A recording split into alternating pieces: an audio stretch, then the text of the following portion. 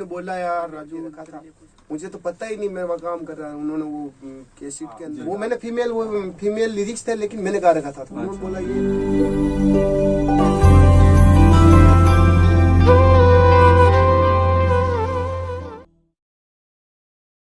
नमस्कार दोस्तों, मेरा नाम है अजय पाल सिंह और जैसा कि आप सभी लोग अभी हमारे साथ मुक्तबिल हैं कि आपने हमसे कमेंट्स किए थे, जो जवाब मांगे थे, उनके साथ ही आज हम राजू रावल जी के पास आए हैं। राजू रावल जी हमारे आसीन के बहुत ही बड़े सुपरस्टार हैं, बहुत ही अच्छे गायक हैं और आज हम उनसे रूबरू होंगे। लेकिन आगे बढ़ने से पहले मैं आप सभी से कहना चाहता हूं कि एक बार जाकर के हमारे जो YouTube का जो सब्सक्राइब बटन है उसे क्लिक करिए और बेल के आइकन को क्लिक करिए। काफी सारे सब्सक्राइबरों के मुझे कमेंट आ रहे हैं कि आपके वीडियो आ रहे हैं पर हम तक पहुंच नहीं पा रहे क्योंकि आपने बेल आइकन क्लिक नहीं किया। आप एक बार बेल आइकन क्लिक करिए और वहां से आपको नोटिफिकेशन में हमारा वीडियो पहले मिल जाएगा।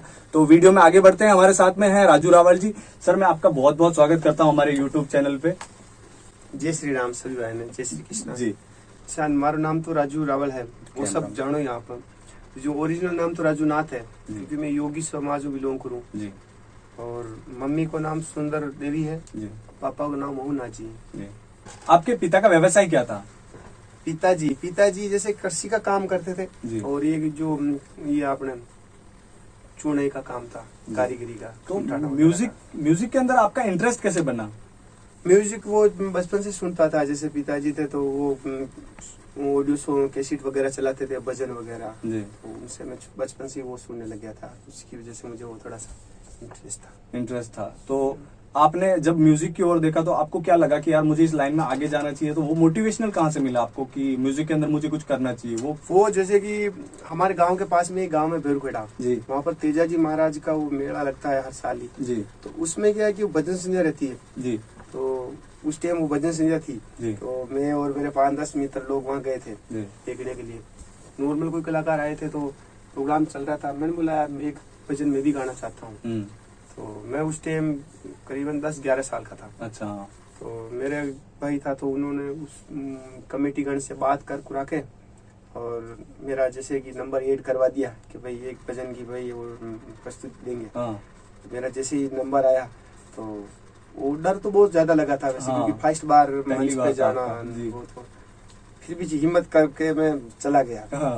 और एक भगवान की कृपा से एक भजन मैंने गाया। तो छोटी उम्र भी थी ना, तो इसी वजह से काफी लोग जो पैसे वगैरह ऐसे बहुत ज्यादा मुझे उस टाइम प्यार मिला ऑडियंस का। और उस टाइम से मुझे लगा यार कहीं ना कहीं मुझे भी इस लाइन में जाना चाहिए, आगे कुछ करना चाहिए। वो एक जब ऑडियंस अपने को प्यार देती है तो मन में एक अलग सा फील होता है जी। मैंने कहा यार चलो कोशिश कर। फिर बाद में धीरे धीरे स्टार्ट करने की सोचने लगा था और पढ़ भी रहा था उस टाइम में। अच्छा। और पढ़ाई छोड़ने का टाइम ही था। फिर मेरा जो भाई है वो बाहर रहते थे। अच्छा। उस टाइम सूरत वगैरह, तो मैं कुछ टाइम वहाँ चला गया था पढ़ाई छोड़कर। फिर आपने पढ़ाई छोड़ करके वहाँ काम किया। वहाँ से काम करने के दौरान क्या दौर आया कि आपने म्यूजिक में वापस काम करके भी कोई ज्यादा 5-6 महीना ऐसा नहीं गया, महीने भर के लिए गया था। महीना जाने के बाद में सूरत गया था तो थोड़ा दुखा था, ज्यादा कुछ नहीं था। अच्छा। क्योंकि वो मेरे वो सेट भी नहीं हो पाया था, छोटा था। और फिर मैं वापस महीने भर में वापस घर आ गया था। अच्छा। उसके बाद में छोटा मोटा काम घर पे करने लग गया। फिर मैंने इसी लाइन के अंदर जैसे कि आगे बढ़ने का सोच लिया था कि कुछ न कुछ करना है अपने को जी। फिर मैं जैसे गाने आने सुनता था, छोटा मोटा करने लग गया था जी जी लिखने का काम जी। को अपने गानों की इंस्पिरेशन कहाँ से मिलती है कि मुझे और अच्छा गाना बनना चाहिए? वो तो जैसे कोई गाना सुनते हैं ना अपन, जैसे कोई चाहे हिंदी सुनो चाहे राजस्थानी सुनो, उस टाइम में जैसे कि जो राजस्थानी भजन सॉन्ग ये सुनता था जी। जैसे कालू राम जी भी खरनिया है जी। और मारवाड़ साइड के अंदर जैसे चंपा मेथी है, चंपे खा है जी। बहुत सारे जैसे मारवाड़ के सिंगर थे, पहले मैं उन्हीं को सुनता था। क्योंकि वो सूरत के आने के बाद में फिर मैंने वापस पाली रहना स्टार्ट कर दिया था। अच्छा। मैं पाली काम करता था तो पाली उस एरिया के अकॉर्डिंग में वहाँ पर उसी प्रकार के भजन वगैरह ज्यादा सुनता था। फिर उनमें से धीरे धीरे वो कोशिश करता था और फिर धीरे धीरे करके अपने आप का गायन आपने शुरू किया।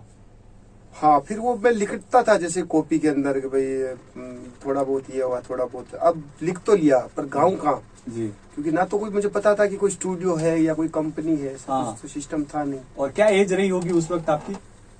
11-12 साल। 11-12 साल का बच्चा क्या जाने कि कहाँ स्टूडियो है, कैसे गाना रिकॉर्ड होता है। मेरा ऐसा कुछ संपर्क वाला भी नहीं था जो मुझे इस मार्केट में डाल सके। तो उस टाइम फिर एक एल्बम आया था कालू राम जी बिखरनिया का जी, सोनाना खेतला जी का था, मनेडे का मोरिया जी।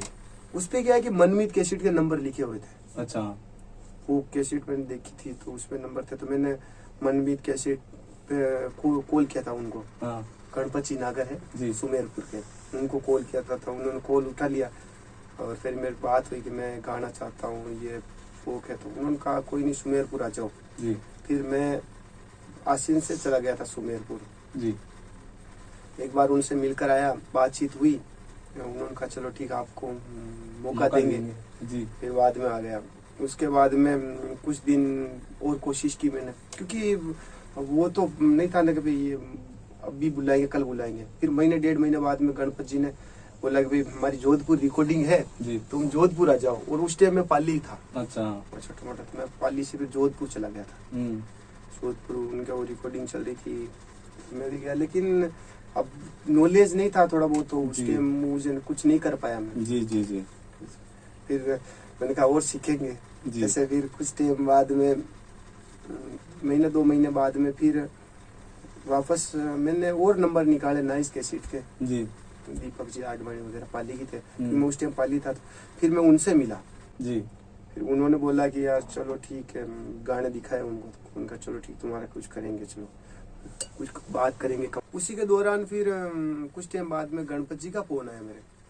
उन्होंने बोला यार राजू तेरे लिए खुशखबरी है कि भीलवाड़ा के अंदर हमारे बंदे हैं राजू मेवाड़ी, शैतान मेवाड़ी, उन्होंने स्टूडियो लगाया है। लगा रहे हैं या लगा लिया था, उन्होंने स्टार्ट ओपन किया। तो एक बार ना हो तो तुम वहां जाकर संपर्क करो। फिर उन्होंने मेरे को दिए राजू भाई मेवाड़ी के नंबर, जहाँ चाह है वहाँ रहा है। हाँ, तो फिर उन्होंने नंबर दिए, तो फिर मैं पाली से आया भीलवाड़ा जी। उस टाइम में भीलवाड़ा आने के बाद में राजू भाई से कॉल पे बात हुई, वो लेने आए और मैं उनके स्टूडियो पे गया जी। और फर्स्ट उन्होंने गणपति जी से उन्होंने बात कर ली। उन्होंने बोला भाई इनका चेक करो कैसे क्या है, कैसे राजू भाई ने जैसे वो रिकॉर्ड किया था थोड़ा सा, तो राजू भाई इनका ठीक है, से गा लेंगे, अच्छा गा रहे। फिर गणपति जी ने बोला चलो ठीक है। तो फिर हमारा उन्होंने राजू भाई ने फर्स्ट सॉन्ग रिकॉर्ड किया था जी।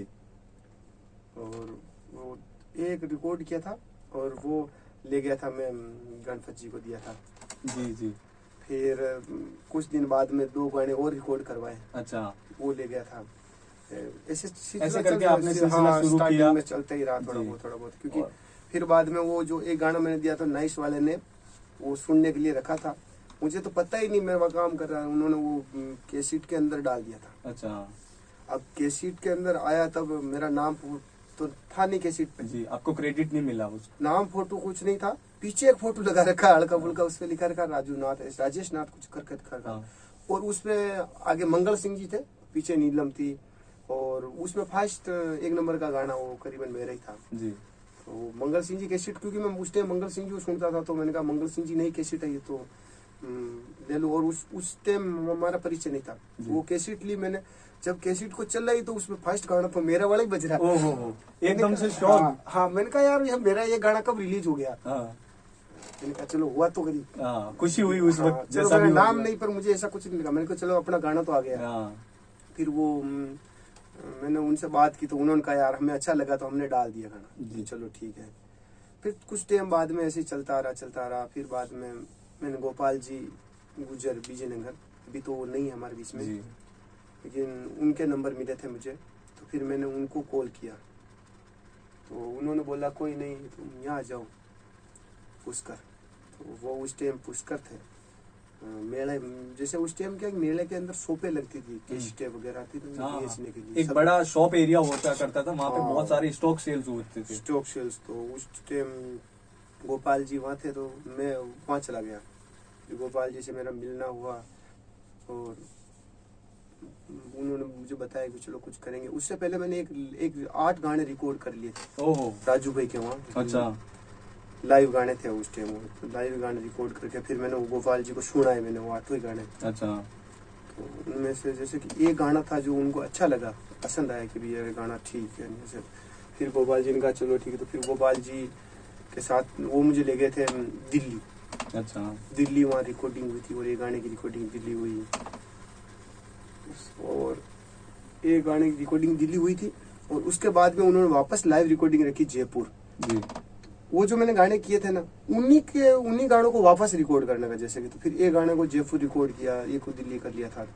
वो गाने फिर एक जो कैसेट आई थी चेतक के अंदर फर्स्ट मेरी नाइस के बाद में। अच्छा, दूसरा लेबल था आपका चेतक। हाँ जी, जिसमें रानी जी रंगीली है जो, और एक दो कलाकार से और हो गया, फागण का ही एल्बम था वो, तो उसमें मेरे वो 2 गाने आए थे। अच्छा।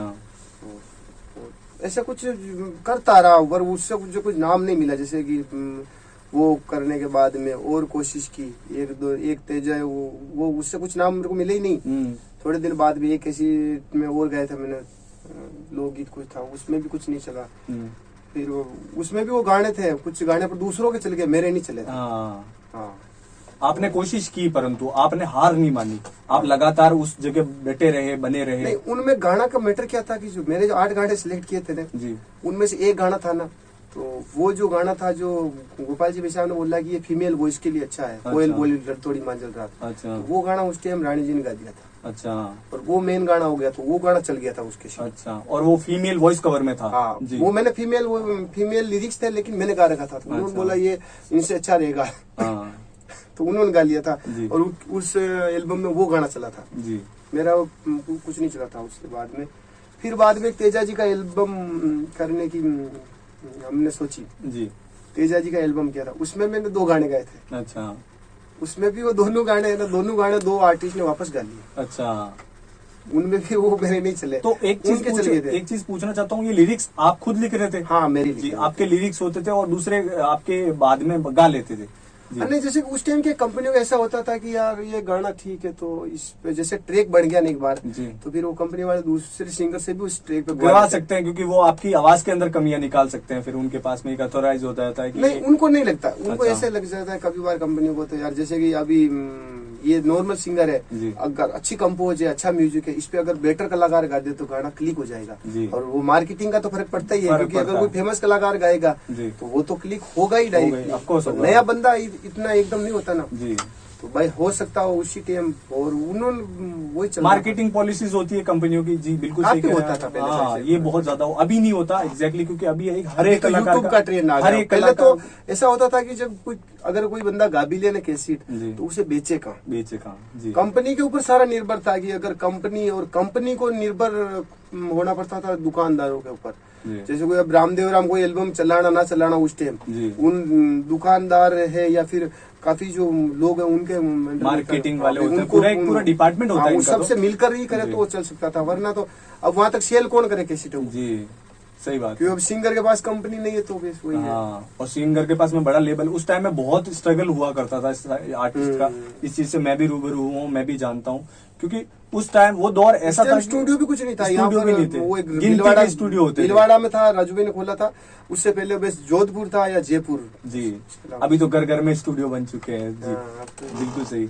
अभी आप मुझे ये बताइए कि आपने जब वो लेबल्स का शुरू किया, तब आपका जो पहला सॉन्ग जो हिट हुआ था, जिससे आपको नहीं, वो करने के बाद जैसे कि 2-4 गाने ऐसे करते रहे, फिर एक गाना था तो मैं रिकॉर्ड करके लाया। अच्छा। फिर मैंने कहा यार चलो ठीक, गोपाल जी बिसाव से मिलता हो। फिर वापस गोपाल जी बिसाव से मिला और उनको सुना तो उनको अच्छा लगा कि राजू ये ठीक है, क्योंकि वो कोशिश तो करते थे मुझे चलाने की जी। लेकिन क्या पता कुछ मेरे खुद के अंदर कमियां थी कुछ उस टाइम। तो और एक बार हर बंदे के अंदर रहती है, जब मैं खुद उतना नहीं था तो गाने नहीं चल पाते थे। और वो गाना थोड़ा सा अच्छा था, तो गोपाल जी बिसाव ने कहा यार चलो इसको करे, तो वो गाना थोड़ा सा चला था। एक बनके रानी माता जी का था, चूंदड़ी चूंदड़ी करके जी। वो चला, और उसके बाद में फिर वो थोड़े गाने करने लग गया था। उसके बाद में 2-4 वो कंटिन्यू ऐसे ही था कि थोड़ा बहुत मेरा जैसे ही बजट बढ़ता मैं रिकॉर्डिंग करवाने चला जाता, चाहे चलो ना चलो, कोशिश करता रहा भाई, महीने 2 महीने से। तो फिर उस टाइम मेरा फर्स्ट सॉन्ग वो चला था, जैसे मैंने तेजा जी में गाया था पहले, चल गलखू की माँ तेजा जी के मेरे जानो, लेकिन वो उस टाइम तो नहीं चल पाया था। लेकिन बाद में क्या पता किसी रिमेक्सर का बल्ला हो, तो उसने उसको रिमेक्स कर दिया गाना, और रिमेक्स कर दिया तो वो गाना हो गया था बाद में वायरल।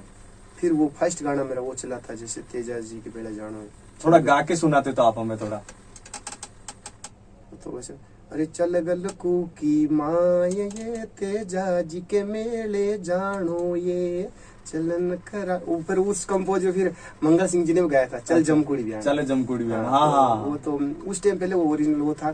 तो जैसे कि वो गाना चला और उसके बाद में फिर मैं करता रहा, फिर एक मेरा दूसरा गाना क्लिक हो गया था उस टाइम, हाय जानू बियान। अच्छा, हाँ मैंने सुना है वो। जी जी, हाय वो भी बहुत वायरल हुआ था। पागल होगी प्यार में, वो चला था। उसके बाद में फिर रनिंग में थोड़ा चलने लगे थे, फिर तो कंटिन्यूअसली। उसके बाद में लाल कवाटर वाला गाना आया था, लाल कवाटर वाला वो चल गया था। फिर बोल फटाफट आई लव यू वाला वो चल गया था। और फिर वो बहुत सारे आ रखे हैं अभी आपके। फिर तो श्री कृष्णा मैन वगैरह एल्बम हो गए थे मेरे। और फिर वहां से आपका दौर स्टार्ट हुआ। वो बात ही 2013 की जी, 13 तक मैं जैसे कि मार्केट में आ गया था। अच्छा, उससे पहले जैसे कि स्टार्ट किया था ना मैंने 2007 से स्टार्ट किया था। अच्छा, 7 से 13 के बीच में ये राउंड था, उसमें नहीं चले थे। 12-13 के से चल रहे थे। 13 से आपने अपना दौर शुरू किया। इस दौर के दौरान एक बीच में एक रूमर आया था आपके बारे में कि आपका एक गला खराब हो गया है, आप हीरो से फिर वापस जीरो पे आ गए। वो मेरा हुआ था 2016 के, जब मोदी जी वाला गाना गाया था ना मैंने। अच्छा, उसके कुछ दिनों बाद में आपके गले का ऑपरेशन हुआ था, आप एक हीरो की पोजीशन पे थे और फिर वापस जीरो हो गए। उसके बारे में बताइए, वो कैसा दौर था, आपके साथ क्या क्या हुआ था उस टाइम में? वो ऐसा था कि जैसे कि उस टाइम प्रोग्राम चलने लगे थे जी, वो कंटिन्यू, वैसे नवरात्रि वगैरह ने, पहले तो प्रोग्राम नहीं चलते थे मेरे। लेकिन जैसे 2016 से मेरे प्रोग्राम स्टार्ट हो गए थे मार्केट में।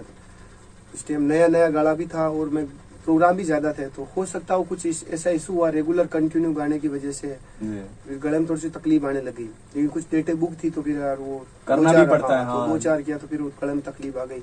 जब चेक करवाया तो डॉक्टर ने बोला कि यार ये इशू हो रहा है। तो फिर उस टाइम ऑपरेशन नहीं, उस टाइम वो प्रॉब्लम थी, लेकिन बहुत बुरा दौर था। जब अगर मंच पे जा रहे और पब्लिक अपन को सुनने के लिए आई है अपने को, और अपन गा नहीं पा रहे हो, तो आप फील कर सकते हो बहुत ज्यादा। और बहुत बुरी हालत होती है उस वक्त कलाकार की, बहुत बुरा इंप्रेशन पड़ता है लोगों के ऊपर। और उस टाइम वो ट्रेंड में चल रहा हो, उसका नाम चल रहा हो, वो दौर था उस। और फिर कई सारे लोग काफी सारी चीजें बनाने लग जाते हैं। ये तो ऐसे काफी सारे लोग इससे बोलते थे यार तुमसे नहीं गाया जाएगा, तुम लेट दो यार, क्योंकि वो कहीं ना कहीं उनको भी लगता है यार, फिर वो अगर कोई बंदा नहीं गा पाता तो फिर बिल्कुल बिल्कुल बिल्कुल। हाँ। बिजोलिया वाली जानू वो काफी ट्रेंडिंग में चल रहा है, तो उस गाने के पीछे आपकी स्टोरी क्या, कैसे लिखा, क्या माइंड में आया आपके? नहीं, मैं स्टोरी कोई नहीं, मैं जिससे मुझे जो अच्छा लगता है ना जी।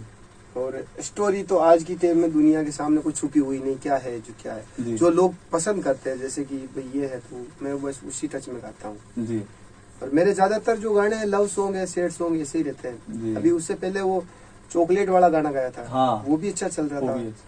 चॉकलेट वाला वो था, उससे पहले एक लव में गेम खेल की, वो भी अच्छा चल रहा था। तो यस, मैंने जैसे कि मैं पहले से कंटिन्यू ऐसा कर रहा था। मैं आपको पर्सनली बताता हूँ, वो गाना मुझे पर्सनली बहुत अच्छा लगता है। मैं बहुत बड़ा, ये बिजोलिया वाला मुझे बहुत अच्छा लगा था ये गाना जब मैंने सुना। बूटी, वो सुना देते आप मुझे थोड़ा? वो बूटी महादेव की भी जी, अभी शिवरात्रि में बहुत ट्रेंडिंग में था वो। हाँ, तो वो जैसे अरे मन पागल बनागी, मन बजनू बनागी, बेबी आगी रे पसंद बिजोलिया में हो गया। स्वीटू बोलू बिट्टू बोलू, इन्हें में फूला में तोलू, छाती के लगा के बोलू आई लव यू। अरे क्या तो लिरिक्स है गानों के, और कहाँ से इतनी क्रिएटिविटी आप लिरिक्स के अंदर लाते कहाँ से, वो बताइए आप। तो वो थोड़ा सा टाइम तो लगता है लेकिन आ जाता है जी। ये टचअप बहुत मुश्किल है, मैं आपको बताता हूँ, बड़े बड़े आर्टिस्ट ये सब नहीं कर सकते, ये सब चीजें टचअप ये करना बहुत मुश्किल है। कोई जो आपके होता है, मैंने सुने आपके वर्ड्स इतने कॉम्प्लिकेटेड होते हैं, जो कि इतने सिंपल तरीके से आप प्रेजेंट करते हैं, वो हर कोई आर्टिस्ट नहीं कर सकता। क्योंकि आप ऐसे शख्स हैं कि आप हमारे यहाँ पे विराजमान है और आज आप मेरे साथ बैठे हैं। मैं अपने आप में लेकर के ये बहुत बड़ी बात है कि ऐसा आर्टिस्ट जो कि जिसके वर्ड्स इतने कॉम्प्लिकेटेड है बट वो इतने सिंगल तरीके से रिप्रेजेंट कर रहा है, वो चीज आपके अंदर बहुत खतरनाक है। एक बार वो घंटी बेग डोल की वो वाला लाइन सुनाते। घंटी ब्लैक गोल्ड की लीदी, बूटी महादेव की पीदी, पचारा में 11 में तुम्हारा यारा में।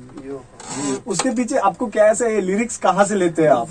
वो ऐसा था जैसे कि उस गाने की स्टोरी ऐसी है कि जैसे कोई लड़का है जी, एग्जांपल उसका किससे फर्स्ट टाइम ही जैसे फर्स्ट साइड लव हो गया, हाँ मिलन हुआ उनसे, तो फिर वो उससे जैसे कि वो फर्स्ट टाइम बहुत अच्छा लगा जी, लेकिन लड़का दिल से थोड़ा बस वही है। पर वो जैसे वो ज्यादा लंबी फिल्म नहीं थी, फर्स्ट में बात हुई, फिर उसकी राज खुल जाते हैं, बस वो फिर वो वापस वही से पोजीशन पे आ जाता है, वो भी लोड ना लेता है कि चलो कोई बात नहीं। पर बहुत अच्छा कॉन्सेप्ट लगा था मुझे, नींद भी नहीं कट्टे आवे, नींद मन नहीं कट्टे आवे, अरे क्या वर्ड्स यूज किए, वो उनका उस टाइम का वो फील था और बहुत ही अच्छा कैप्चर किया आपने, जो उस माहौल को क्रिएट किया वो बहुत अच्छा लगा था मुझे। एक हमारे एक सब्सक्राइबर है ऋषभ काठात करके हैं, वो कहते हैं कि मैं मॉडल हूँ और मैं चाहता हूँ कि आप राजू जी से जब भी मिलो, जब आप मेरा जिक्र करो कि मुझे वीडियो सॉन्ग्स के अंदर मॉडलिंग का रोल दे एक बार। बिल्कुल जी, जरूर। देख रहे हो तो आपकी बात मैंने रख दी है यहाँ पे। अभी आप राजू जी आपसे बात कर लेंगे या फिर आप मुझसे बात कर लीजिए, मैं आपका कांटेक्ट करवा दूंगा। जैसे भी मैं आपके सामने कुछ आर्टिस्ट जिनके नाम लूंगा, अगर आप उनके बारे में थोड़ा बहुत कुछ जानते हो तो आप हमें हमारे साथ शेयर करना चाहें तो उनके बारे में। जी, आप चेतन सुहावा को जानते हैं? चेतन सुहावा, जिनके साथ हमने एक इंटरव्यू वीडियो भी लिया है। हाँ, उनसे बातचीत होती है, कभी कॉल करते हैं। बहुत पर्सनली तो शायद मिले या पता नहीं है, लेकिन बातचीत जरूर। आप कौन कौन से इंस्ट्रूमेंट प्ले कर लेते हैं, कौन कौन से वाद्य यंत्र बजा लेते हैं? जैसे कोई इतना तो कोई नहीं जाता, मैं तो मेरे को तो इतना ज्यादा नहीं आता, लेकिन हारमोनियम में छोटा मोटा बजा लेता हूँ जितना मैं गाता हूँ। अच्छा जी, हारमोनियम से आपने शुरुआत, ऐसा कहते हैं काफी सारे आर्टिस्ट ऐसा कहते हैं कि अगर आपको सिंगिंग करनी है तो आपको हारमोनियम आना चाहिए, क्या जरूरी होता है? जरूरी तो है ही है। अगर कोई सीखा हुआ कोई भी चीज अगर सीखी है ना अपन ने, तो वो काम ही आएगी, बेकार नहीं जाएगी। लेकिन काफी कुछ मजबूरी होती है, वो ना सीख पाए तो जरूरी ऐसा नहीं कि हारमोनियम बजाने वाला ही गा सकता है, ऐसा कुछ नहीं है। अच्छा। अगर गाने वाला तो बिना हारमोनियम वाला भी गा सकता है, लेकिन अगर वही बंदा अगर हारमोनियम बजा कर गाता है तो और बेटर गाएगा वो। अच्छा, क्योंकि वो नॉलेज रहता है। जी, बिल्कुल सही बात है। अभी आपकी जिंदगी, हर आर्टिस्ट के साथ जिंदगी में उतार चढ़ाव आते हैं। हर आर्टिस्ट अपने बुरे दौर को भी देखता है, अच्छे दौर को भी देखता है। आपके साथ आपके बुरे वक्त में, आपके गंभीर समय में आपके साथ कौन कौन खड़े थे, किस किस ने आपको सपोर्ट किया, कौन से मित्र थे, कौन से प्रशंसक थे जिनको आपको बहुत ज्यादा सपोर्ट किया है? नहीं, ऐसे मित्र है कुछ जो मेरे हमेशा सुख दुख में साथ में रहे हैं जी। लेकिन पता है क्या कि अगर कोई मित्र सुख दुख में अगर उनका नाम लेकर अगर कहे तो कहीं ना कहीं वो चीज खत्म हो जाती है, उनका एहसान खत्म हो जाता है। वरना वो मेरा देखा जाए तो जिंदगी में दोस्तों का बहुत बड़ा सहयोग है जी। क्योंकि मुझे कभी भी ऐसा नहीं लगता है कि मैं कहीं ना कहीं पीछे हूँ किसी चीज से। जी, हर चीज में दोस्त लोग हमेशा रहते हैं, दोस्त लोग आपका साथ देते रहते हैं। अभी आप आने वाले सॉन्ग्स के बारे में बताइए, जो आपके बवंडर सॉन्ग्स आ रहे हैं उनके बारे में आप हमें थोड़ा बहुत बताइए। तो काफी आने वाले हैं, अभी 15 गाने तो जस्ट अभी वीडियो तैयार है। अच्छा, वीडियो तैयार है? हाँ, अभी विजुअलिया वाला गाना है, उसी का सेकंड पार्ट कह सकते हैं। अच्छा, 2 सेटिंग। अच्छा, एक बहुत अच्छा गाना है जो अभी आने वाला है। थोड़ी सी लाइन अगर आप हमें सुनाते तो हम कोई कॉपीराइट वैसे देखा जाए तो ये उस इंसान के लिए गाना है जैसे कोई बंदा है जी और उसका ब्रेकअप हो गया है। अच्छा। तो फिर वो उसकी जो गर्लफ्रेंड है उससे पूछ रहा है कि अब कैसा लग रहा है तुम्हें, जैसे कि 2 सेटिंग में था जी। तो जैसे थोड़ा सा चटपटा सा गाना है, बस मनोरंजन के लिए बनाया मैंने, मेरा और कोई उद्देश्य नहीं है। जी। उसमें ऐसे जैसे ये जानू 2 सेटिंग में कश्यान काई, ये जानू 2 सेटिंग में कश्यान काई, तने शर्म न आई कांतों की दी बेवफाई, ऐसे कुछ करके आगे जी। 2023 इन पूरी धूम मचाने वाले, जैसा कि आपसे 15 गाने रिकॉर्ड हो चुके पड़े हैं, अभी अपलोड होने वाले हैं। आप बस वेट करिए, वेट एंड वॉच कि अभी राजू रावल जी अभी अपना नेक्स्ट सॉन्ग कौन सा लेके आने वाले हैं। ये वाला है जी की जेब में गांधी चक्कू विका चक्कर मांदी यानी कि अलग अलग तरह के कंसेप्ट है। कहाँ से लिरिक्स लाते हैं सर? आपका जो लिरिक्स लिखने का आप रियाज कैसे करते हैं? जैसे प्रैक्टिस होती है जो सिंगिंग की, वो प्रैक्टिस कैसे करते हैं आप? स्टूडियो में कितना टाइम देते हैं आप अपने आप? हाँ, देता हूँ ऐसे जितना थोड़ा बहुत टाइम मिलता है स्टूडियो में देता हूँ, बाकी प्रोग्राम वगैरह चलते हैं उनमें चला जाता हूँ। अच्छा, स्टेज शो का रहता है। स्टेज शो आप ज्यादा करते हैं? हाँ। तो अभी अगर आप मुझे ये बताइए कि आपको जो फर्स्ट स्टेज शो था तो उससे आपको इनकम कितनी हुई थी, कितनी आय हुई थी? ऐसा कुछ नहीं है, तो जो भी वो तो फर्स्ट तो वही था जी। ये वहाँ पर आए थे 2-3 खेड़ा आप बता रहे हैं। हाँ। जी। उसके बाद भी जिंदगी में बहुत सारा रहा उतार चढ़ाव, जैसे बहुत सारे सिंगरों का साथ मिला, उनके साथ काम करने का मौका, उनके साथ रहने का मौका जी। मंगल सिंह जी के साथ जुड़ा था तो मैं उनके साथ भी बहुत सारे प्रोग्रामों में गया था जी। सुनता था उनको, उनके साथ रहता था, उनसे कुछ सीखता था जी। अभी अगर कोई आपको बुक करना चाहे तो एक लाइव शो के आपके चार्ज क्या है सर? पर क्या है उसमें जो जरूरी नहीं है। अब कोई म्यूजिशियन सहित 40,000 भी देते हैं जी। और कोई अगर कोई बात हो गई तो 30,000 में चला जाता हूँ। जैसे 2 म्यूजिशियन और नेगोशिएशन हो जाती है आपसे। कोई अगर मिलने वाला है जी, और घर में ही है तो फिर वो बिना चार्ज भी जाना पड़ता है। ऐसे ही है। अगर हम बुलाएंगे तो आप आएंगे जरूर। बस वही रहता है जी। चार्ज उतना नहीं रहता है। हाँ वो होता है जी। आर्टिस्ट के अपना भी कुछ होता है सर। आप आर्टिस्ट हैं, आपकी कला है, आपकी प्रस्तुतिकरण है, आपका अपने आप में एक छवि है। आपका कोई अपना ऐसा फेवरेट सॉन्ग है जो आपने गाया हो और आपको ही बहुत अच्छा लगता हो? तेजल लीलन सिंगर जी, सुनाएंगे थोड़ा हमें? हाँ वो अच्छा था, वो मैंने गाया था तो मुझे खुद को भी पसंद है। ठीक से ना जी। स्टार्टिंग मैंने जो फर्स्ट में जो गाना गाया था ना तेजाजी महाराज का, वो उसी का यही था। अच्छा। जैसे वो होता है मारो तेजल लीलन सिंगारे हाय पनेरा जबानी, तेजाजी लीलन सिंगारे हाय पनेरा जबानी, अरे हाय पनेरा जबानी पैम लगोरी लाबानी, ये वाला था। आपकी जो पहले की फोटोग्राफ्स थे वो देखी थी मैंने, जो आप हार्ड वर्क स्ट्रगल का टाइम था वो आपका। अभी आप बहुत ज्यादा स्मार्ट हो गए हैं, बहुत ज्यादा बदलाव हो गया। ऐसा तो कुछ नहीं है, सच बता रहा हूँ। वो कैसे आप समय के अनुसार, जैसे कि वो पहले रेंट चलन कुछ अलग था थोड़ा बहुत। अभी की जनरेशन अभी जब वो पहले वाले लोग मिलते हैं आपको तो क्या क्या रिएक्शन होते हैं उनके? हाँ वो बोलते तो ये आगे चेंज है, पर वो समय के अनुसार सब कुछ बदलता है। ऑफ कोर्स बदलता है जी। आपके अंदर ये चेंज देख करके हम भी बहुत प्रभावित हुए, हम भी बहुत मोटिवेट हुए। और अभी जो आपको देख के जो आर्टिस्ट सीख रहे हैं, आप उनको क्या कहना चाहते हैं? उनको मोटिवेशन के लिए आप कुछ कहना चाहें तो? कोई नहीं, करते रहो, जी लगा कर काम करो, कभी ना कभी तो सफलता मिलेगी जी। जरूरी नहीं। अब गाना चलना ना चलना एक अलग बात हो जाती है जी। तीर का तुक्का कभी भी लग सकता है जी। लेकिन एक अपना नाम और अपना लेवल और टिकाव तभी होगा जब अपन कुछ नया करते रहेंगे, रेगुलर करते रहेंगे तब जी। ऐसा नहीं कि एक बार कुछ चल गया तो। और दूसरा ये भी होता है कि बाकी खुद का वेरिएशन होना बहुत जरूरी है, ज्यादातर खुद कुछ को। जी जी जी, बिल्कुल सही बात। क्योंकि अगर दूसरों की चीज उठा उठा कर गाओगे ना तो उनमें मेहनत आपकी रहेगी लेकिन रिजल्ट लोग ले जाएगा। बिल्कुल बिल्कुल सही बात कह रहे हैं। जो भी है छोटा बड़ा कुछ भी कीजिए पर अपना खुद का कीजिए। बहुत सही बात कही इन्होंने। मैं ये नहीं कहता बिल्कुल हाँ करो, लेकिन हो सके जितना टलो जी। जरूरी ये भी नहीं सभी कर, वैसे तो सब राजस्थान सब जगह होता है कि भाई हाँ उससे कुछ, पर उससे भी कुछ थोड़ा सा डिफरेंट करो, कुछ नया करो, थोड़ा सा बेटर। काफी लोग सेम टू सेम उतार देते हैं। अगला बंदा का कोई गाना आया तो उसको है जिस एग्जैक्ट हाँ आप सीख रहे हो तब तक ये सही है, लेकिन थोड़ा सा अगर आगे बढ़ रहे हो, आपको खुद को लग रहा है कि अभी हमारा अच्छा चल रहा है तो फिर कुछ चेंज। जी बिल्कुल।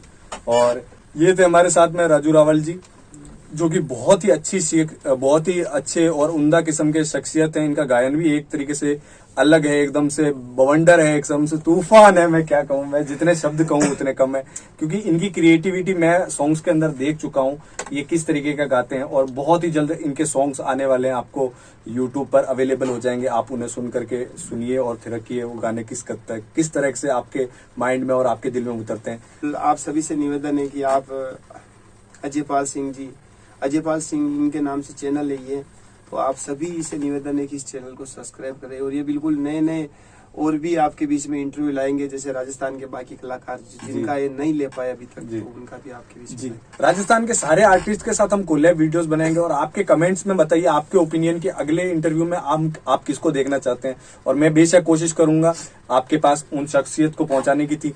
फिलहाल ये हमारे साथ थे राजू रावल जी, जो कि बहुत अच्छे शख्सियत हैं। और वक्त आने पर इनके साथ में कैसे उतार चढ़ाव आए इनकी जिंदगी में, इन्होंने कहाँ अपनी हार हुई, कहाँ जीत हुई, परंतु इन्होंने कोशिश करती रहे। कोशिश करने वालों की कभी हार नहीं होती और लहरों से डरकर नौका पार नहीं होती। ये एक हमारी तरफ से छोटी सी भेंट है इनको। मैं चाहता हूँ कि आप दिन दुगनी और रात चौगनी तरक्की करें और ऐसे ही धमाकेदार गाने लाते लाते हमें प्रोत्साहित करते रहे, हमें मोटिवेट करते रहे।